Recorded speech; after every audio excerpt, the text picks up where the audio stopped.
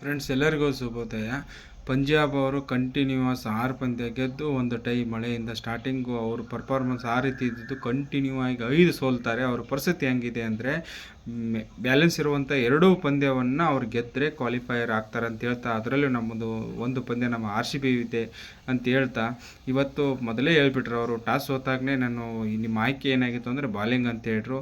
ಅಂತೂ ಇಂತೂ 200 ರನ್ಗಳ ಚೇಸು. ಇದು ಈ IPL ಸೀಸನ್ನಲ್ಲಿ 14ನೇ ಬಾರಿ ಮುಂಬೈ ಇಂಡಿಯನ್ಸ್ ಅವ್ರದ್ದು ನಾಯಕತ್ವ ಜಸ್ಪ್ರೀತ್ ಬುಮ್ರಾ ಅವರು. ಈ ವರ್ಷ IPLನಲ್ಲಿ 3 ಜನ ನಾಯಕರಾಗ್ತಾರೆ. ಮೊದಲು ಹಾರ್ದಿಕ್ ಪಾಂಡ್ಯ, ನಂತರ ಸೂರ್ಯಕುಮಾರ್ ಯಾದವ್, ಆಮೇಲೆ ಬುಮ್ರಾ ಅವರ ದಾಖಲೆ ಏನಪ್ಪ ಅಂದರೆ ಅವರು ನಾಯಕತ್ವ ಆದಂಥ ಮೊದಲೇ ಟೆಸ್ಟು ಆಸ್ಟ್ರೇಲಿಯಾದಲ್ಲಿ ಗೆಲ್ತಾರೆ. ಆಡಿದಂಥ ನಾಯಕತ್ವ T20 ಪಂದ್ಯದಲ್ಲಿ ಮೊದಲೇ ಪಂದ್ಯನೂ ಗೆಲ್ತಾರೆ. ಅದೇ ರೀತಿ IPLಲ್ಲೂ ಕೂಡ ಇದು ಅವ್ರ ಹಿಸ್ಟ್ರಿಯಲ್ಲಿ ಮೊದಲ ನಾಯಕತ್ವ ಮುಂಬೈ ಇಂಡಿಯನ್ಸ್ ಪರವಾಗಿ ಆ ಪಂದ್ಯವನ್ನು ಗೆಲ್ತಾರೆ.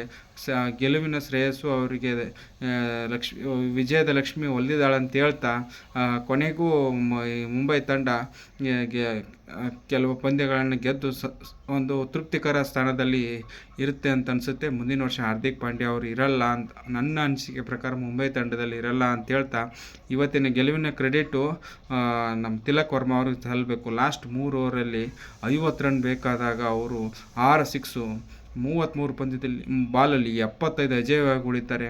ಆಮೇಲೆ ಠಾಕೂರ್ ಅವರು 4 ವಿಕೆಟ್ ಪಡಿತಾರೆ ಅಂತ ಹೇಳ್ತಾ ಒಟ್ಟಾರೆ ಪಂಜಾಬ್ ತಂಡಕ್ಕೆ ಬ್ಯಾಕ್ ಟು ಬ್ಯಾಕ್ 200 ರನ್ ಹೊಡೆದು 2 ಪಂದ್ಯ ಸೋಲ್ತಾರಂತಂದರೆ ಇದನ್ನು ಜೀರ್ಣಿಸಿಕೊಳ್ಳಲಾರದಂಥ ಪರಿಸ್ಥಿತಿ ಅಂತ ಹೇಳ್ತಾ ಎನಿಥಿಂಗ್ ನೆಕ್ಸ್ಟು ಕಾದು ನೋಡೋ ಕುತೂಹಲ ಇನ್ನೂ ಸ್ವಲ್ಪಕ್ಕೆ ಜಾಸ್ತಿ ಆಗುತ್ತೆ ಅಂತ. ಯಾಕಂದರೆ RCB ವಿರುದ್ಧ ಅವ್ರು ಯಾವ ಥರ ಆಡ್ತಾರೆ ಅನ್ನೋದು ಒಂದು ಕಾದು ನೋಡಬೇಕಾಗಿ ಹೇಳ್ತಾ ನಾನು ವಿಡಿಯೋ ಮುಗಿಸ್ತಾ ಇದ್ದೀನಿ. ಜೈ ಹಿಂದ್.